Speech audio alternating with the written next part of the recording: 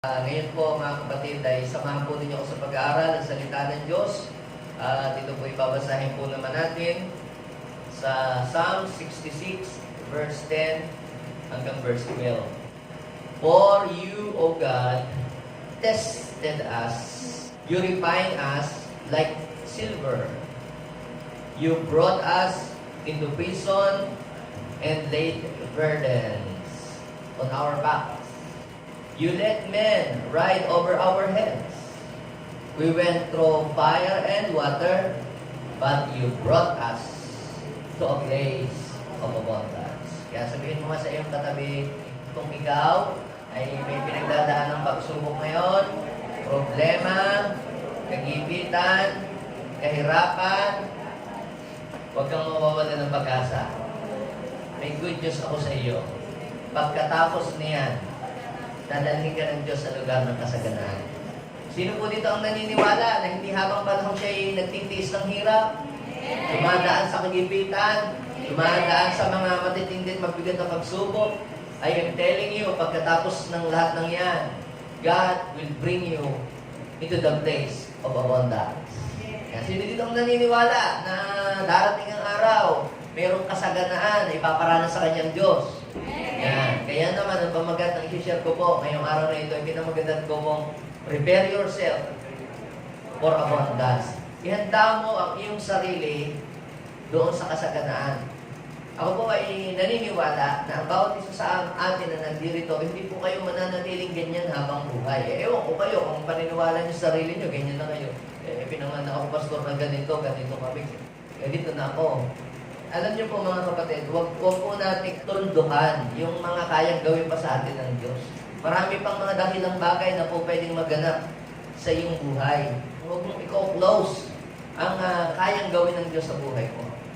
So, ngayon, maaaring ang iba po sa atin, nakakaras kayo ng mga kagipitan, kayo ay naglilingkod sa Panginoon, pero may mga pinagdadaanan po kayong nangyayari sa buhay niyo na hindi niyo po gusto. Minsan ay, ano ba naman yan? Lahat na lang ginawa ko. Binigay ko na yung best ko, tinodo ko na ang aking pagsiserve. Pero bakit gano'n pa rin ang nangyayari sa aking buhay? Parang kabaliktaran. Hindi kasaganaan na nangyayari. Puro na problema. Dito sa binasa ko po sa inyo, mga kapatid, ay sinulat ng author po nitong song na ito, sa Book of Psalms, na sinabi niya yung kanila pong pinagdaanan. You allow us to pass through the fire and water. Ibig sabihin, dumaan po sila sa testing. Sila daw po ay kagaya ng silver na pinadadaan ito sa apoy. Alam niyo po ba yung pag pinadaan sa apoy yung mga silver and gold, yan ay kumikinang. Natatanggal yung kanyang mga dirty parts at naalis yung mga dumi. Tapos sa pamamagitan ng apoy na yon, nagiging makinang siya. Ganun po yung silver at saka po yung gold.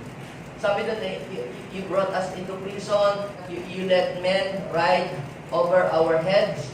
We went through fire and water, but you brought us into the place of abundance. So dito makikita natin mga kapatid, bago ka makarating doon sa place kung saan inihanda ng Diyos sa iyo, ito man ay place ng kasaganaan, place of success, place of victory, may pagdadaanan ka muna sa buhay. Bakit tayo pinapadaan doon ng Panginoon sa mga ganun po mga bagay? Bago nila nakamtan yung kasaganaan, pinadaan mo na sila ng Lord sa testing, sa molding, sa breaking, sa humbling. Yung ikaw gagawin ka muna ng Diyos na humble para tatapyasin muna sa iyo ng Diyos yung mga bagay o yung mga ugali na hindi magaganda. Kaya ang tao, kapag ka po dumadaan sa pagsubok o dumadaan sa mga matitibig problema o kagipitan, mayroong inaayos ang Diyos sa kanyang buhay. Hindi lamang makita minsan ng tao at hindi lamang maintindihan ng tao na kaya siya pinadadaan ng Diyos doon. Dahil gusto ng Panginoon na siya po ay matuto. Gusto ng Panginoon na siya ay mag-grow, siya ay lumalim, siya ay tumatag, at siya ay tumibay. Kung titingnan natin, mga kapatid, yung mga kasaganaan o kayamanang napipreserve at tumatagal for a long time. Ayun po yung mga kasaganaan o kayamanan na na-achieve ng tao dahil sa sila po ay dumaan sa problema, pagsubok, talagang pinaghirapan nila.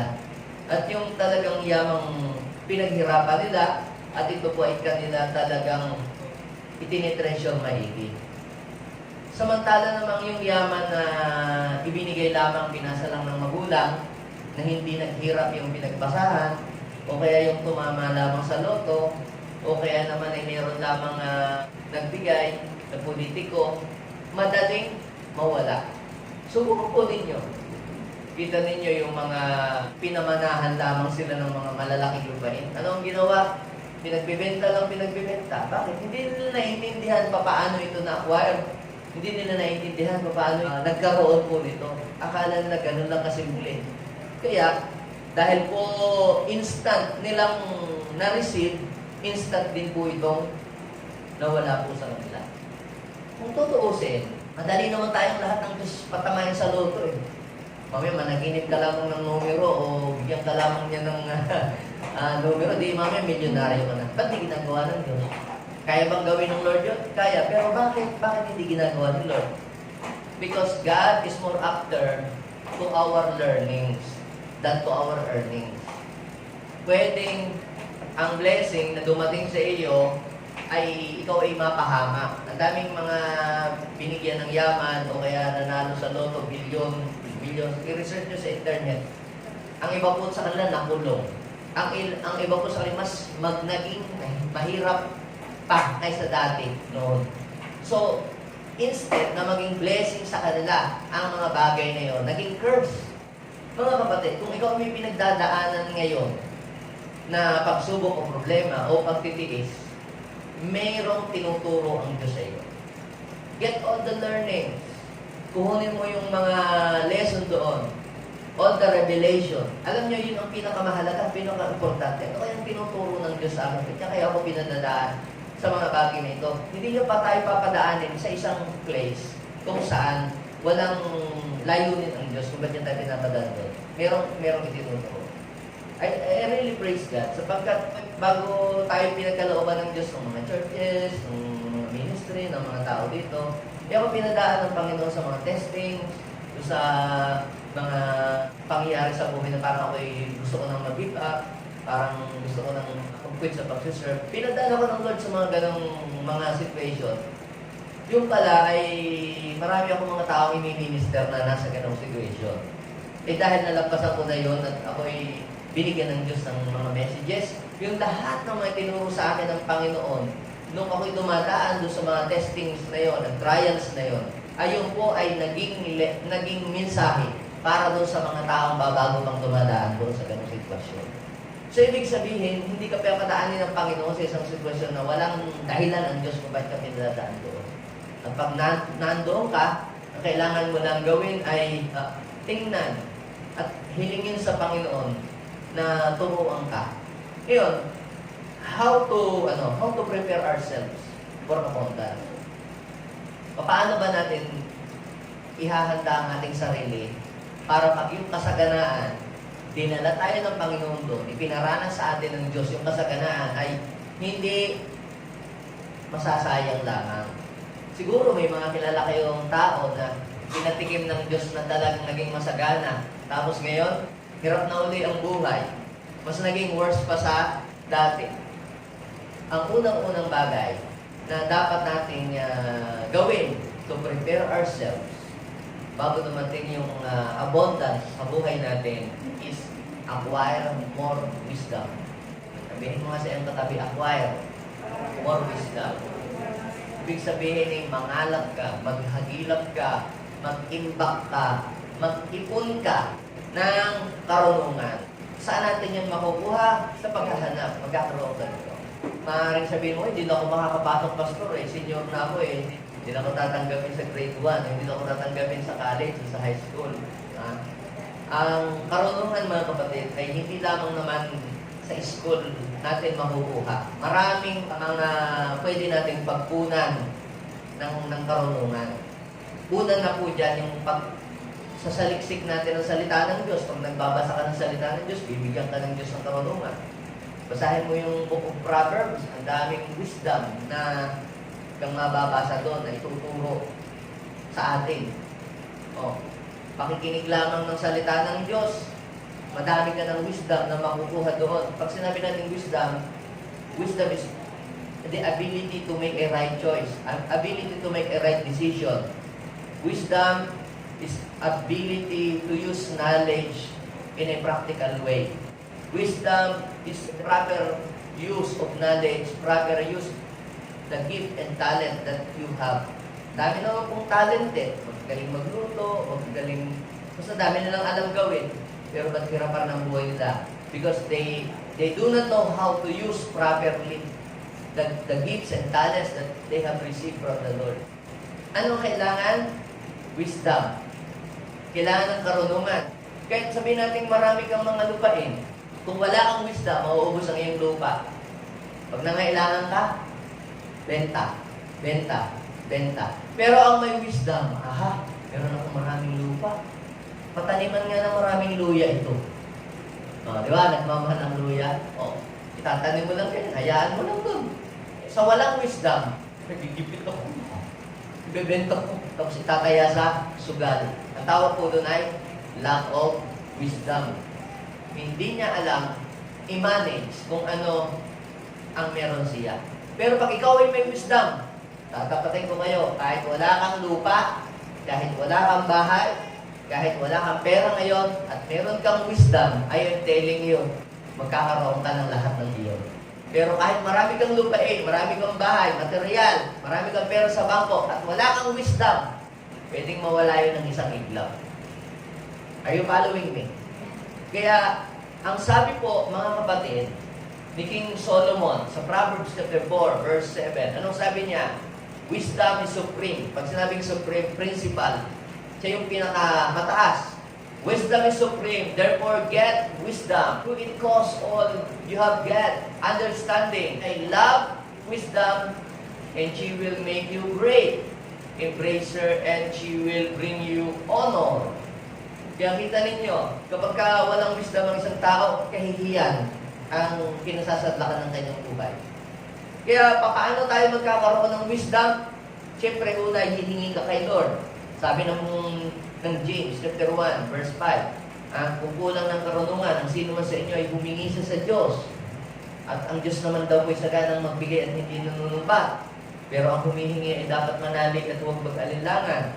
Sapagkat ang nag-aalinlangan ay para po yan dagat na hinihipan ng hangin at tinataboy kung saan. At huwag aasa daw, natatanggap sa Diyos, ang tao pabago-bago ng isip at hindi alam ang ibig. So, acquire wisdom. Sa totoo lang, mga kapatid, sa Pilipinas, bakit ang Pilipinas ay mas hirap at mas angat yung mga ibang mga bansa, tulad ng mga Amerika? Sapagkat para po sa kanila, mas mahalaga ang learning. Sa Pilipinas, mas mahalaga ang entertainment. Pag concert lang dito, ang BTS, ang mga Koreano, magbabayad ng 17,000, 20,000, makaupo lamang sa unahan para yung kung kanilang idol makapagpa-selfie sila. Nagbabayad po na, namumutang pa po yun para lamang po makabili ng ticket at makaupo sa front seat. Ang tawag po doon, entertainment.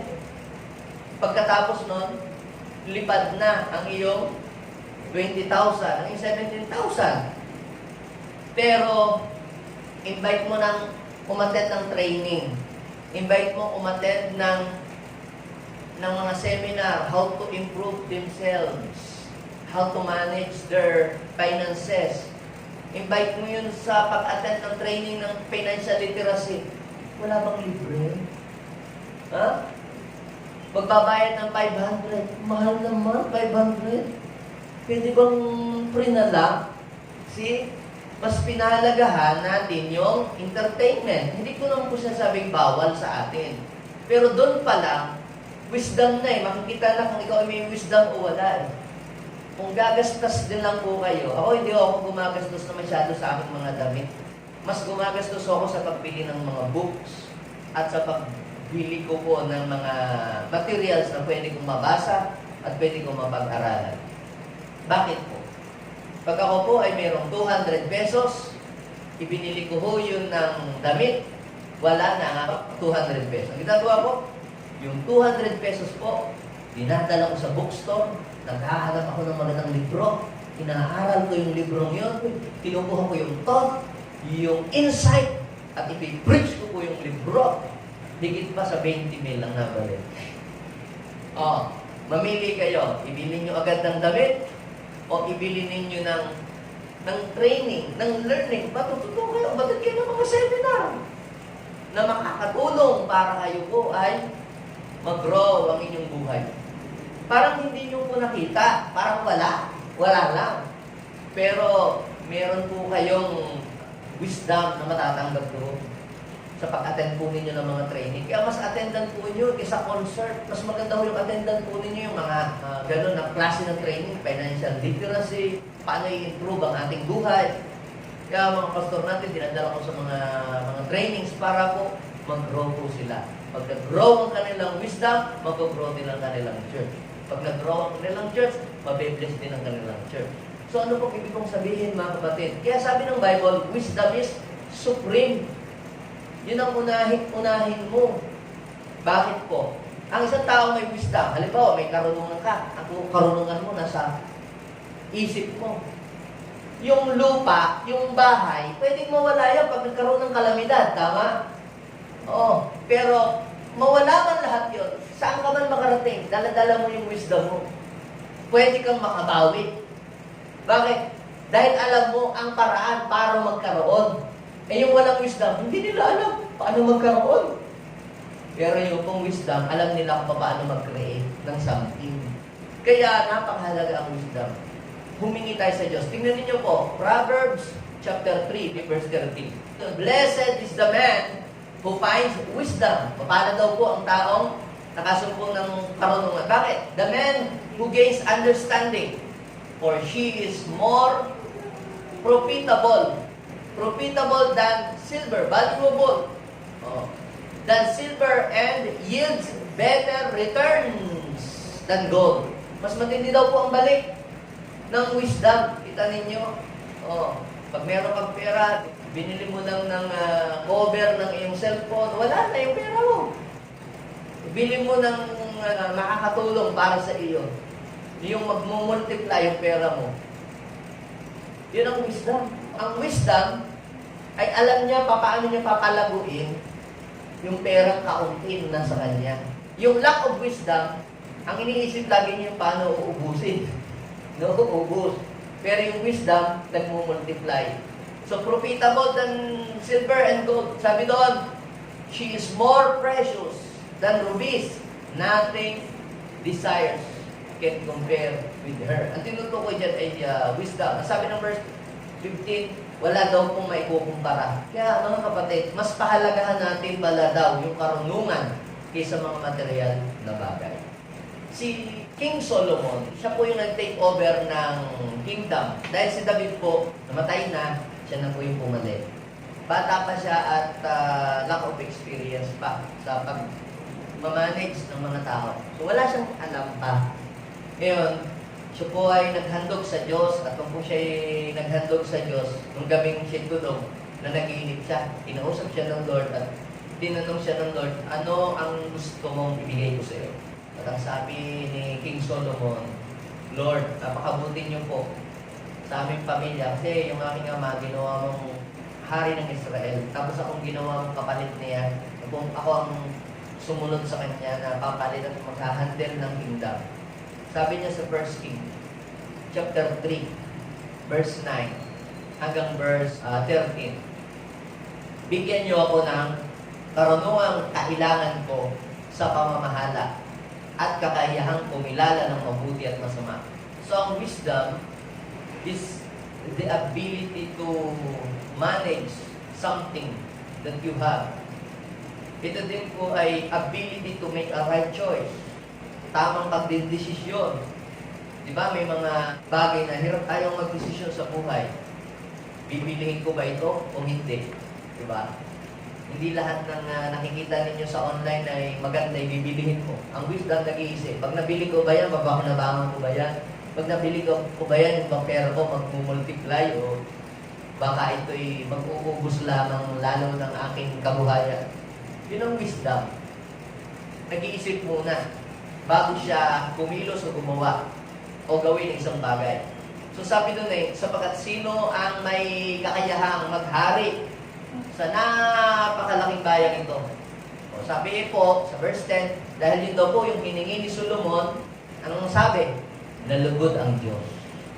At ang sabi ng verse 12, dahil kung hindi ka humiling ng para sa iyong sarili, ng mahabang buhay, yan, ang kayamanan o kamatayan ng iyong mga kaaway, kundi ang hiningi mo ay karunungang kumilala sa mabuti, ng mabuti at masama. Ano sabi ng Bible sa verse 12? Ibibigay ko sa iyo ang hinihiling mo at bibigyan kita ng karunungang walang kapantay maging sa mga nauna pa sa iyo. So, ibig sabihin, kapag humingi ka pala sa Diyos ng karunungan, hindi ka pahihindihan ng Diyos. Yan ang isang panalangin hindi tatanggihan ng Diyos. Nabigyan ka niyan. Pero, hindi natatapos doon sa karunungan. Pag ikaw pala ay may karunungan, ano ang susunod na kabanata? Sabi sa verse 13, basahin po ninyo. Bibigay ko rin sa iyo ang mga bagay na hindi mo hinihingi. Ito mo, kahit pala hindi mo hingin ang mga material na bagay na yon o kayamanan, pag may karunungan ka, kusang dadating yan sa iyo. Bakit? Siyempre, maghahanap yan ng magaling gumawa ng bahay, di ba? Maghahanap yan ng magaling mag-manage. Maghahanap sila ng mga magagaling gumawa ng mga ilaw-ilaw. Wisdom ho yun, di ba? Wisdom din po yun. Ang tawag rin karunungan dahil hindi naman lahat ay maalam. Kaya kung anong gift, kung ano ang talent na meron ka, paghusayan mo, pagbutihan mo, acquire more wisdom. Hindi naman lahat magaling magluto. Acquire more wisdom sa pagluluto. Hindi lang yung puro ginisa ang alam mo. Dapat matuto ka ng maraming klaseng luto. At sinasabi ko sa iyo, pag sa barko ay may naghanap ng cook, at ikaw ay magaling, masarap hindi lang basta lutong nilagyan ng asin, kundi talagang sobrang sarap. Ay baka ikaw ang i-hire. Are you with me? Ang wisdom, ito ay kakayahang pagandahin yung isang bagay na hindi maganda. Yan ang may wisdom. Yun daw, hindi hinihingi. Sabi, yung kayamanan, yung karangalan, ibinigay po sa kanya ng Panginoon. Kaya, ang kasaganaan pala, yan idarating sa iyo ng pusa kapag ikaw ay nagtataglay ng wisdom. Kaya sabihin mo sa iyong katabi, acquire more wisdom from the Lord. So, mayroon pong kaibahan yung wisdom na galing sa mundo at yung wisdom na galing sa Diyos. Ano ang wisdom na galing sa mundo? Yan ay inspired by the devil. Ako parang dami aking benta. Aking lagay pabigat, timbangan. Para yung kamatis, 1 kilo, 3/4 lang. O, iba dami. Wais ako. Pero sabi ng Panginoon, yung ganun pong karunungan, yan po hindi ko galing sa Diyos. Sabi mo, titinda ka ng bigas. Tapos, kunyari nakalagay 50 kilo, pero saksakan mo ng tubo, papupulusin mo yung Kaya pag inuwi nung bumili, yung 25 kilo, wala na yung kalahating kilo. So ano pong ibig kong sabihin? May dalawang klase ng karunungan. Karunungan mula sa Diyos at karunungan mula sa kaaway. Anong wisdom ang ating acquire? Yung wisdom po na galing sa Panginoon. At para magkaroon ka niyan, kinakailangan kang magkaroon ng banal na pagkatakot sa Diyos. Ang sabi ng Proverbs chapter 1 verse 7, the fear of the Lord is the beginning of wisdom. So how to prepare ourselves for abundance? Number 1, acquire more wisdom. Hindi ka bibigyan ng Diyos ng maraming bagay kung hindi mo ito kayang i-manage. Dahil may kakayahan lamang mag-manage ng malalaking kayamanan ay yung mayroong wisdom. So, pangalawa, paano natin i-prepare ang sarili natin for abundance? Number 2, have a clear purpose for abundance. Dapat ay malinaw sa iyo. Bakit mo gustong sumagana ang buhay mo? Bakit mo gustong magkamero ng ganito o mga ganyang bagay? Sabi ng Panginoon, hindi kayo tumatanggap kasi hindi kayo nakakahingi. James chapter 4, verse 2. Hindi kayo you have not because you ask not. Pero sabi ng verse 3, ng James chapter 4, verse 3, pero, humingi man kayo, hindi kayo nakakatanggap. Why? Because the motive of your heart is wrong. Mali ang motibo. Humihingi kayo para gamitin sa kalayawan lang. Para lang gamitin sa kalayawan, pang sarili lang ang isip. Yung iba ay para manginggit lang sa kapitbahay. Yung iba ay para magmalaki, para magmayabang. So kung yun ang purpose lamang ng kasaganaan para sa iyo, baka hindi ka mapabuti. Kaya kung si Lord mahal ka, hindi na lang niya gagawin yun. Ayaw ka niyang mapahamak. So dapat maging malinaw sa iyo kung para saan mo gagamitin iyon. Nung hindi pa ako nakakal sa Panginoon, gusto kong yumaman, gusto kong magkabahay, gusto kong magkaroon maraming pera, gusto kong magkaroon maraming lupain. Wala lang. Okay, makakala sa Panginoon, laging sa aking panalangin, Lord, bigyan mo ako nito para magamit ko ito sa inyong katulad. Bigyan mo ako ng sasakyan para mahakot ko yung mga tao papalapit sa inyo. Lord, bigyan mo ako ng malaking bahay para ma-imit ko yung mga tao sa aming bahay. Hindi po masama ang mangarap. Nung tayo hindi pa nakakakilala sa Panginoon, may pangarap tayo. Pero pangarap natin pang sarili lang. Pero yung dreams muna ngayong nasa Panginoon ka na, para kanino yun? Para sa iyo lang o kasama si Lord. Yun ang dreams ko, Lord. Bless me so that I can bless many. I can bless pastors. I can bless many young people. I can bless more children. Yung mga tao gusto kong tulungan. So, ibig sabihin, alam mo na ang purpose. Kaya yung mga tao basta dinatingan na lamang ng maraming pera, hindi alam ang purpose. Basta lang nanalo sa loto, basta lang na nakatanggap ng malaking amount ng pera, hindi po nila na-contain yun. Ang iba na backslide. Ang iba tumalikod lang sa Panginoon. Ang iba dati walang bisyo. Kailan sumagana, nagka-bisyo. Because they do not know the purpose of abundance. Akala niya pang bisyo, kaya sila pinayaman ng Diyos, pinasagana. Hindi po. Kaya po tayo pinasagana ng Panginoon para magamit niya sa kapurihan ng Diyos. Pag-aari lahat ng Diyos ang mga kayamanan dito sa mundo. At kaya yan, meron yan para lahat yan magbigay ng kaluwalhatian sa Diyos. Walang silbi ang yaman natin kung hindi gagamitin para sa kapurihan ng Diyos. Kasi iiwan din natin lahat yan sa mundong ito. Walang silbi yung kaganda-ganda ng isa sa kanyang kalaki-laki. Wala ka namang naligtas kahit isang kaluluwa. Ayan, kahit yung sasakyan ko ay hindi sobrang ganda. Pero ang dami namang kaluluwa nun na nadadala sa Panginoon na tao na ilalapit kay Lord. Hindi ka naman i-congratulate ng Diyos pagpunta sa langit. Ganda ng kotse mo, ang dami. Ganda ng bahay mo. Fully air condition. Pupurihin ka ba ng Lord doon? Dahil ang madami kang kotse, madami kang sasakyan, o madami kang lupain, kanya naman lahat yun. Hindi naman talaga iyo yun. Paano mo naman sabi? Kita mo, hindi mo nga nadala. Punta po kami ng Thailand. Kami nag-stay doon sa hotel. Pag alis namin, di mo pwedeng dalahin yung mga tasa. Saka mga baso. Bakit? Hindi amin yun eh. Ano ibig sabihin? Ang madadala mo lang, yung bagahe mo. Bakit? Yun ang iyo eh. Nung namatay ka, o hindi mo nadala yung refrigerator mo. Hindi mo lang kang nadala eh. Yung yaman mo, pera mo. Meron nga daw pong isang mayaman na mayaman po. Mayaman siya. Meron siya pong attorney, personal lawyer, meron din po siyang secretary, at meron din po siyang driver. Ngayon po, bago po siya namatay, pinagbibigyan niya ng 1 million.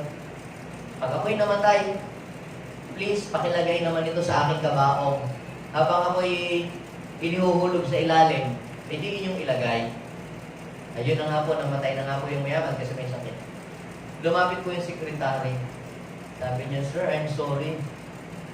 Hindi ko po matutupad yung inyong pong kahilingan. Binawasan ko po yung 1 million ng 300,000 kasi marami po akong utang na babayaran. Kaya ang binigay na lang niya ay 700,000. Lumapit din po yung kanyang driver. Sabi niya, Sir, pasensya na po kayo. Hindi ko talaga magagawa yung pinag-uutos ninyo. Kaya 500,000 na lang po ang aking ilalagay sa inyong libingan. kasi nagamit ko po sa pagpapa-enroll ng aking anak at sa pangailangan namin sa bahay. Ngayon yung attorney, pinagsabihan silang dalawa, ano ba naman kayo? Patay na nga yung tao. Dinadayan nyo pa. Kaya ang ginawa ko sumulat ako ng cheque na 1 million at inilagay ko yung cheque doon sa taon. Hindi nyo na-get ano. Nasaan yung pera? Nasa bangko niya lahat. Cheque lang ang ibinigay. Ano kung ibig kong sabihin? Wala talaga tayong madadaday. Kaya ang sabi, gamitin ninyo ang kayamanan ng mundong ito para makapag-build ng relationship, ng friendship sa mga tao. Maubos pa niyan, may tatanggap sa inyo sa langit. So, ibig sabihin, ibinigay sa atin ng Diyos ang lahat ng kayamanan, resource sa mundong ito para ito'y magamit natin sa mabuti. Una, sa kapulisan ng Diyos. Pangalawa, para magamit sa mabuti. Basahin po ninyo yung 2 Corinthians chapter 9, verse 8.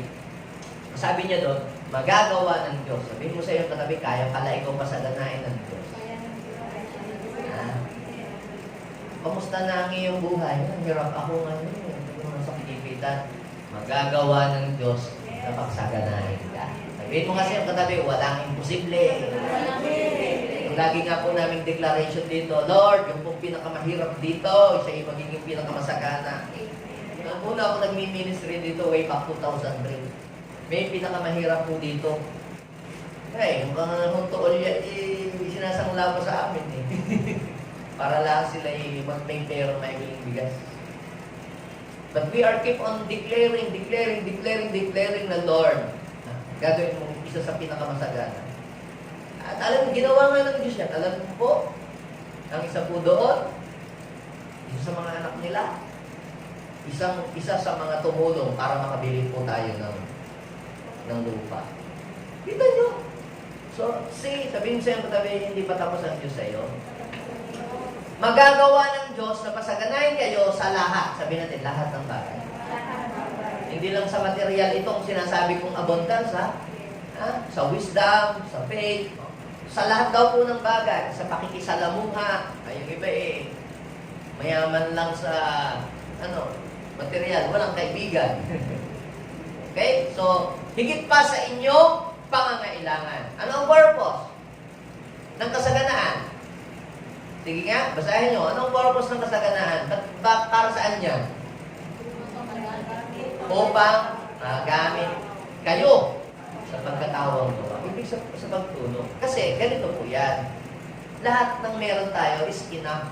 Yung, kumbaga, enough lang yun para sa atin. Pero pag ikaw ay pinasagana, that is more than enough. We must move forward. Kinakailangan mag-level up, Lord. Hindi lang po dapat ako maging enough. Kinakailangan ay mag-break yung enough para maging more than enough. Para yan, ikaw ay makakatulong sa nangangailangan. Sarap ng makakatulong, di ba?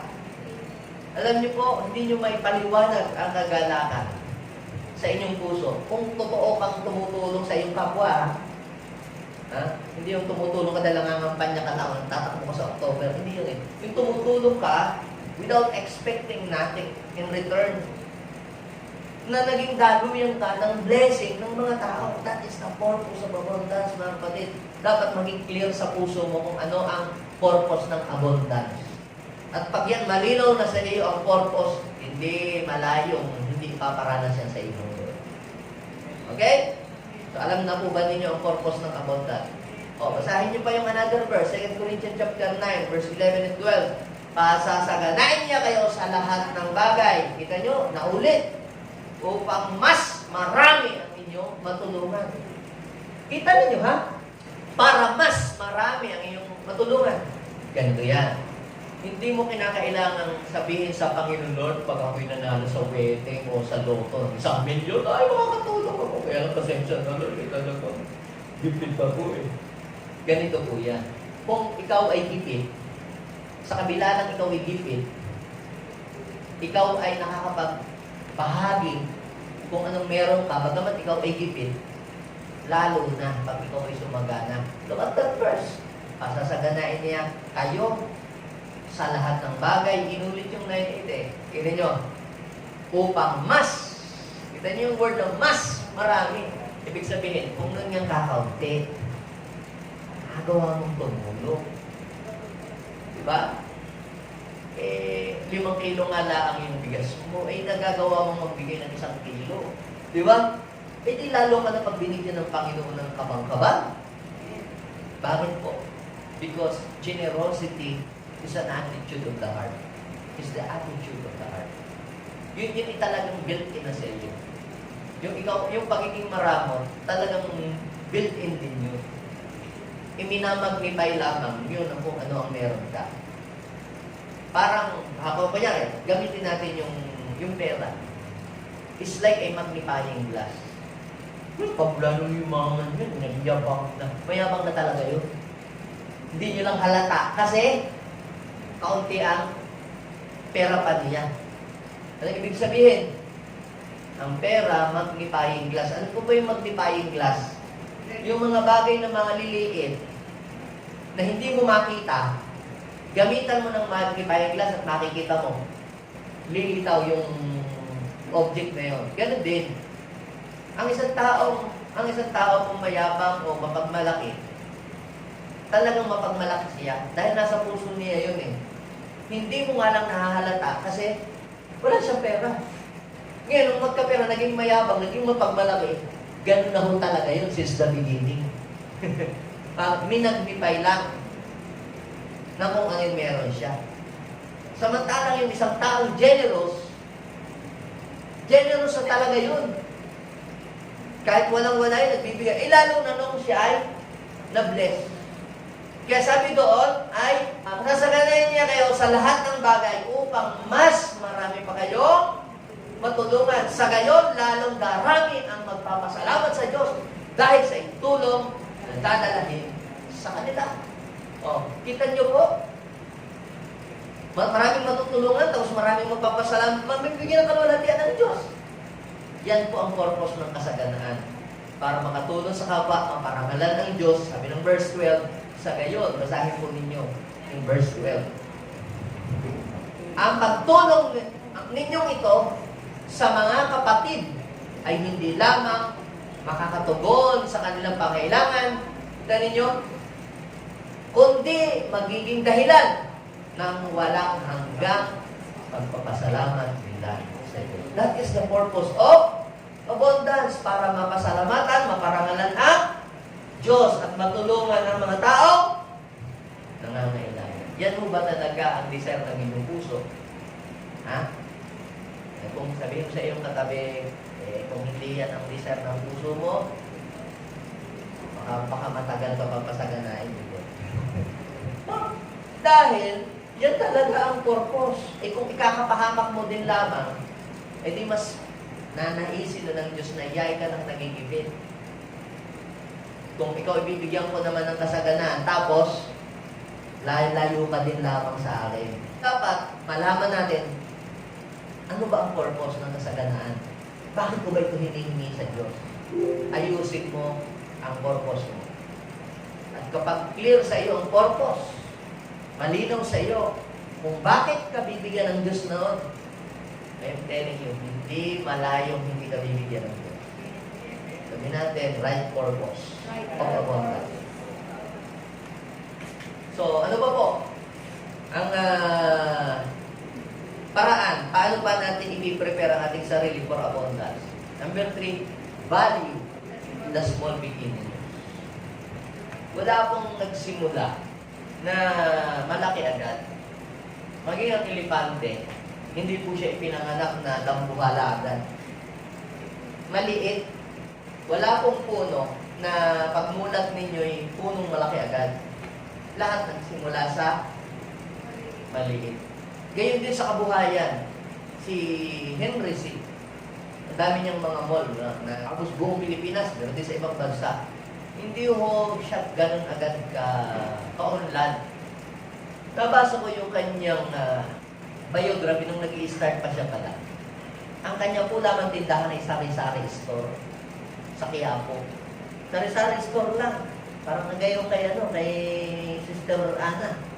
Ganun lang. sa Quiapo. Siya pala ang unang-unang nagpauso ng yung mga sachet na yung nire-repack ang toyo, nire-repack ang mantika, ang mga asin, ang mga asukal, inilalagay sa maliliit na plastic, pati mga paminta, gano'n ang kanyang ginagawa. Tapos, inilalako niya sa bahay-bahay ang mga bawang. Noong World War II, nasabugan ng missile yung kanyang tindahan, di sabog. Kita rin nyo, yun na nga lang ang kabuhayan na dala pati ang kanyang puhunan.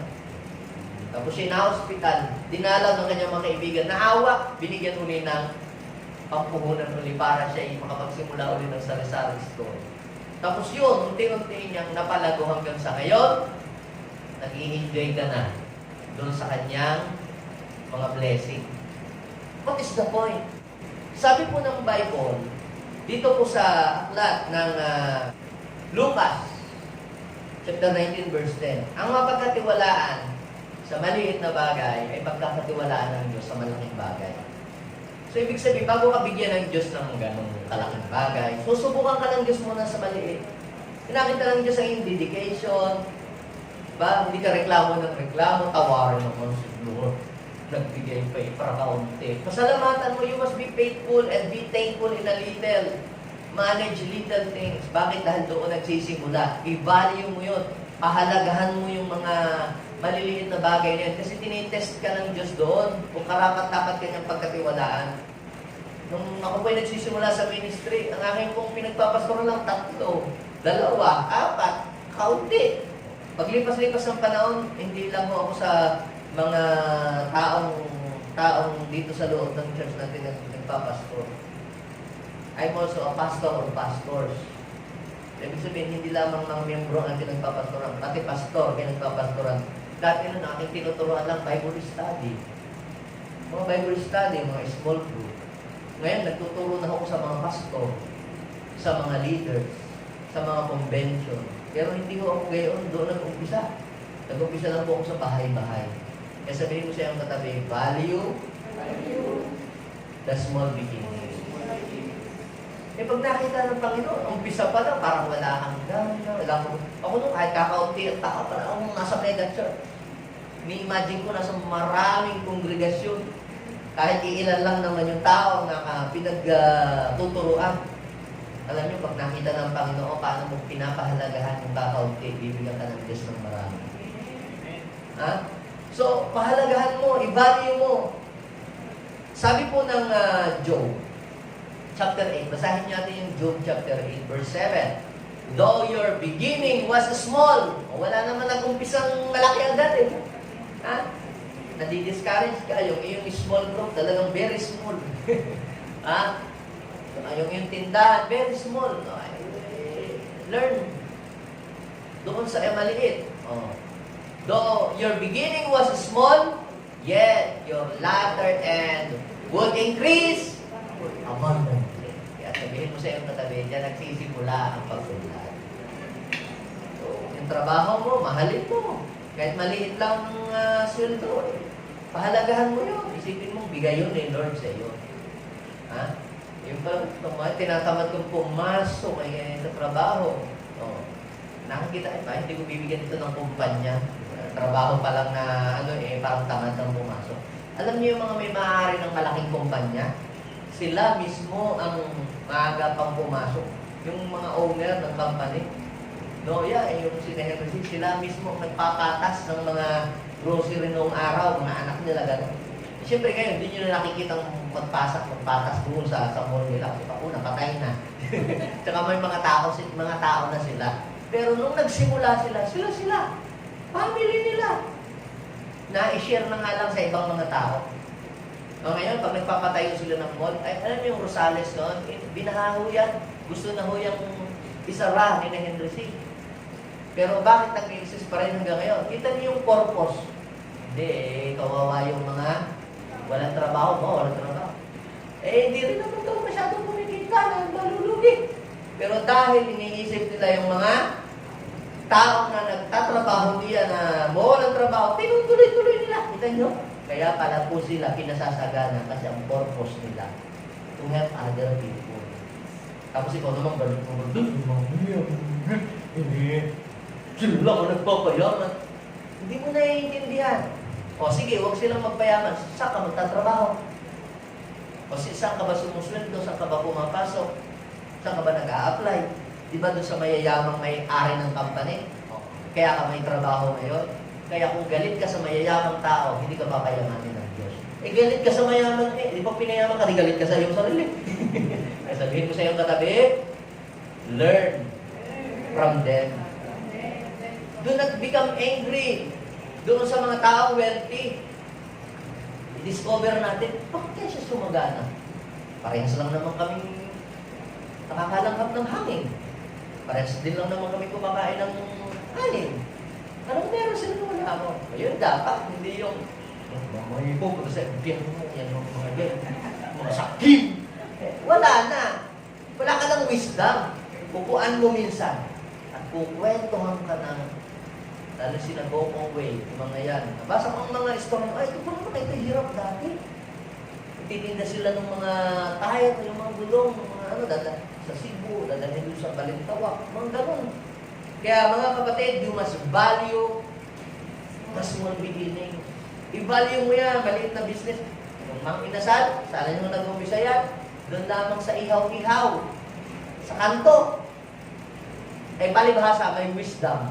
Hindi, sinabi niya, hindi ito mananatiling sa kanto. Kailangan pa itong ma-develop at lumaki pa. Yun ang wisdom. Yung walang wisdom, hindi nag-iisip. Paano pa niya i-improve yung meron siya. Pero pag may wisdom ka, ikaw ay maraming dadating sa iyong isip. Paano kaya ito hindi lang local, magiging international, magiging worldwide. Ba? Ganun ka mag-isip. Pag ganun ka, may wisdom. Hindi, kasi at dito naman sa barangay namin, 5 lang kami dito magkakapit ng bahay, kaya tama na yan. Ganon. Eh, ang may wisdom, hindi lang yung doon, pang doon ang kanyang isip. Aba, ako i-export ko ito. Itong aking tindang ito. O, diba? Yung ikaw ay marunong kang magluto ng mga kakanin, marunong kang gumawa ng mga kung ano-anong mga niluluto mo. Wisdom yun. Pero humingi ka pa sa Panginoon ng karunungan, paano mo pa mapapadami yun. It takes wisdom. Kaya walang tao na hindi binigyan ng Diyos. Lahat ay binigyan. Okay? So ano po yung una? How to prepare ourselves for abundance. Number 1 ay acquire more wisdom. Pangalawa ay have a clear purpose for abundance. At ang pangatlo, value the small things. And last, ito po yan mga kapatid, enlarge your capacity to receive. Sabihin natin, enlarge your capacity to receive. Pag sinabi po natin, capacity to receive, ito yung kakayahan mo na tumanggap. Meron po akong isang kwento na nabasa, na yung pong isang bata ay pumunta po siya sa tabi ng dagat. At nakita niya po yung isang lolo ay namimingwit. Pagka po siya ay nakakahuli po ng isda na malaki, tinatapon niya uli sa dagat, pinakakawalan niya. Pag nakakahuli siya po ng maliliit na isda, nilalagay niya sa kanyang puslo, sa kanyang plastic na dala-dala, at sa kanyang mga net. Ngayon, na-curious yung bata, bakit ganun?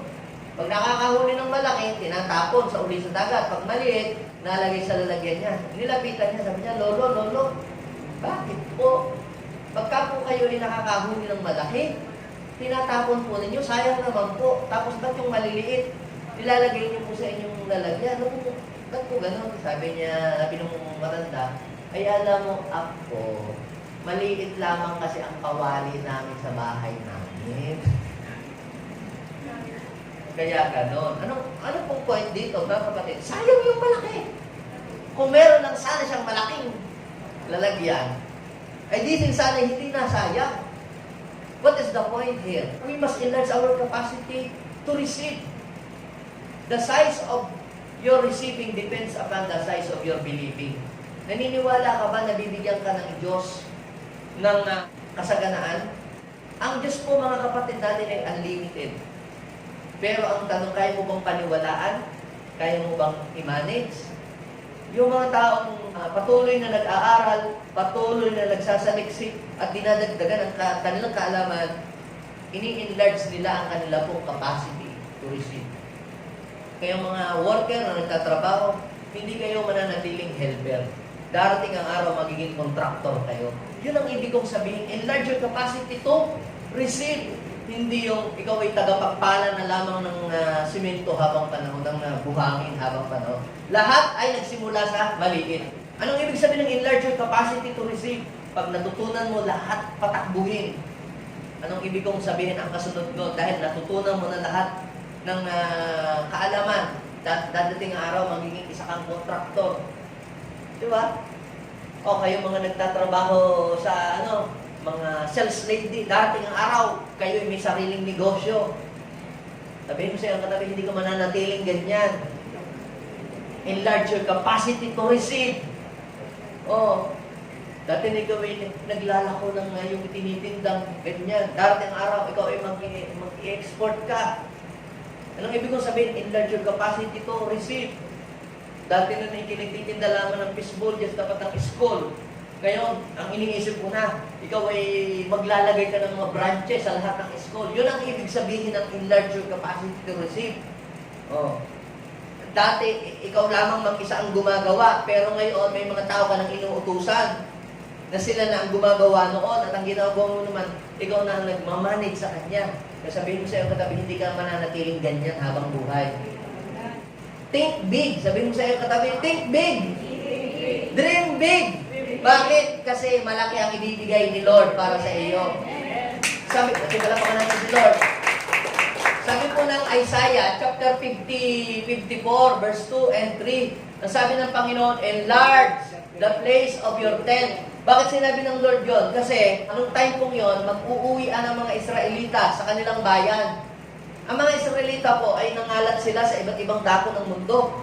Pinangalat sila ng Lord kasi tumalikod sila sa Diyos. Pero pagdating daw po ng panahon, sila daw po muli mag-uuwian. Kaya sabi ng Panginoon sa bansang Israel, enlarge the place of your tent. Maglagay ka ng mga tolda, maglagay ka ng mga tirahan, kasi meron ng paparating. Anong ibig ko sabihin? Gayon din sa buhay natin.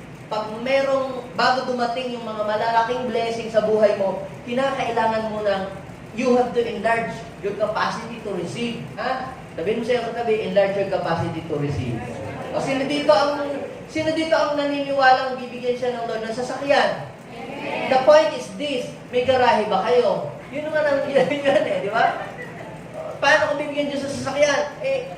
Wala ka naman palang garahe na mapaglalagyan. Kaya kung ano lang yung iyong sisidlan, yun ang ibibigay ni Lord. Kasi dito naniniwalang pupunta, makakarating sa ibang bansa. Ang tanong, may passport ba kayo? Amen kayo ng amen. Magkuha kayo ng passport. Yung iba, paano? Hindi, ganito na lang ako. Hindi hanggang kalasyon. Hindi hanggang baril. Sabihin mo sa iyo, katabi, enlarge your capacity to receive. The size of your receiving depends upon the size of your believing. Kapag pinaniwalaan mo, ano po ang kailangan natin gawin? Kinakailangan lakihan natin ang lawakan natin ang ating isip. Hindi na tayo pang dito. Doon po sa Ivory Coast, meron pong prophet. Ang sabi po ng propeta sa mga pastor, na this year, the Lord will send a rain of revival. There will be a great harvest of soul sa bansang ito. Maraming mga tao ang lalapit kay Lord. Thousands of people, thousands of people ang magbabalik loob sa Diyos. Ngayon, meron pong isang French pastor sa Ivory Coast na nananampalataya. Doon sinabi ni Prophet Brian Bailey. Kaya, ang ginawa po niya, siya po ay nag-rent ng isa pong malaking auditorium na ang seating capacity po ay 30,000. At sabi po ng kanyang mga leader, Pastor, nababaliw po ba kayo? Bakit? Tayo po ay lamang, 300 lamang tayo. Ang bilang natin, ating miyembro. Ba't po kayo nag-rent ng auditorium na 30 seating capacity? Sino po upuin niyo yan? Di para tayong aalog-alog doon sa loob, kahit doon sa stage. Kasi tayo lang doon. Pero yung pong pastor ay nanampalataya siya, sinabi ng propeta na mayroon pong darating na revival. Kaya ang ginawa niya, kumuha siya ng malaking auditorium. Alam niyo po, kumilos po ang Panginoon doon sa bansa nila, may mga signs and wonders and healing. Alam niyo po, yung po kanilang church, pinuntahan ng marami pong tao, napuno po yung auditorium ng maraming mga tao. Kung ang kanila pong church hanggang Gaposporo lamang kalaki, ay hindi kasya. Kaya, ano pong ibig kong sabihin, gayon din sa buhay po natin, sa isip natin, sa puso natin, sa ating pinanampalataya. Now, before I end, ako ay magmamagic. Natawagan ko ang dalawang buwa kong ito. Yan. Pero paalala lamang po, ito po'y ginagawa lamang ng mga professional at huwag kong gagayahin sa bahay. Sabihin mo sa iyong katabi, enlarge your capacity to receive. Yan. Ito pong hawak-hawak ni Brother Eban, ito po ay isang lalagyan. Sa palagay po ninyo, kapag ito po bang laman nito ay inilagay dito, makukontain kaya nito ang laman nito? Subukan mo ang ibuhos ang laman niya dito. Yan. Pag si Lord ay nagbuhos ng sisidlan, dapat ay may sisidlan ka kung gusto mong ikaw ay buhusan ng Diyos. Dapat meron kang GCash account, dapat meron kang bank account, dapat meron kang sisidlan. Sabihin mo sa iyong katabi, meron ka bang GCash? Ay, ayoko ng mga ganyan, pastor. Mga dipindot lang ang cellphone. Paano ka magkakaroon? What is the point? Kailangan may sisidlan ka. Kung gusto mong makatanggap sa Diyos, dapat meron kang sisidlan. So, ba't siya nabigyan ng tubig? Kasi meron siya, kung wala itong dala, basta lang pumunta dito, saan niya ilalagay?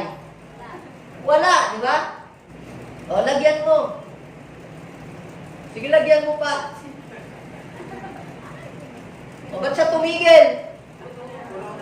O, siya po ay tumigil ng magbigay ng tubig kasi po, hindi dahil wala ng tubig. Kasi puno na ang sisidlan. Minsan si Lord, sa buhay din natin, gustong-gusto niya tayong bigyan, kaya lamang, we are not ready to receive. Hindi tayo naniniwala, nabibigyan tayo ng Lord, wag mo na. Baka kapag abroad ka, saka na ako kuha ng passport. Ganon, no? Mga ganon. Kaya hindi ka tumatanggap kasi wala kang sisidlan. At kung meron ka namang sisidlan, bibigyan ka ng Lord. Pero bakit hindi ka bigyan ng Lord? Kasi yung iyong lalagyan ay puno na. Anong gagawin mo para ikaw ibigyan ni Lord? You have to enlarge your capacity to receive para tuloy-tuloy ang buhos ng pagpapala na ibibigay sa iyo ng Lord. Amen? Tumayo tayong lahat. Sabihin mo sa iyong katabi kung gusto mong tumanggap ng kasaganaan buhat sa Diyos. Lawakan mo ang isip mo. Ang pananampalataya mo. Think big. Mula ngayon, hindi lang sari-sari store ang iyong negosyo. Magmumultiply yan. Hindi lamang ikaw yung nagpipisbol. Darating ang araw, marami kang pisbulang kakalat dito. Diba? Hindi lang yung nagtitinda ka ng mani. Darating ang araw, mag-i-export ka. Amen? Isang araw, si Sister Nita mag-i-export ng kanyang peanut butter. Hindi lang yung dito sa Dagupan. Diba? Buong Pangasinan. Pwede? Enlarge your capacity to receive. At pag nakita ng Diyos na meron kang malaking sisidlan, malaking pananampalataya, malawak na pag-iisip, na hindi ka hanggang doon lang, hindi hanggang doon lang. Kapatid, si Lord magbubuhos ng marami pa. Kaya sabihin mo sa iyong katabi, humanda ka. Maraming darating. Pero dapat i-value mo yung kaunti. Pahalagahan mo, sarapan mo, galingan mo. God is preparing us. The Lord will bring you into the place of abundance. Lord, naniniwala ako, God. Lahat ng nanditong tumanggap ng mensahe, Panginoon, ay mayroong ipagkakaloob na kasaganaan sa kanilang buhay. Idinideklara ko sa pangalan ni Jesus na ngayong oras na ito, Lord, ang mga anghel, O Lord, ay akyat baba, Panginoon, para i-deliver sa kanila kung ano yung kasaganaan na kailangan nila sa buhay nila. Come on, kapatid, i-desire natin sa ating puso. At dapat, you have a clear purpose in your heart, in your life, para saan? Dapat may paggagamitan ka. You want to help your apo, you want to help your children, you want to help or support the ministry. At pag nakita ng Panginoon na may dahilan para gawin niya yan sa iyo, I am telling you, si Lord ay hindi magdadalawang isip para buhusan ka ng marami. Si Lord ay hindi na uubusan. Magkagawa ng Diyos na kayo'y pasaganahin sa lahat ng bagay. Father, sige, pasalamatan mo ang Lord. Kahit wala pa, pasalamatan mo na si Lord. You must be thankful.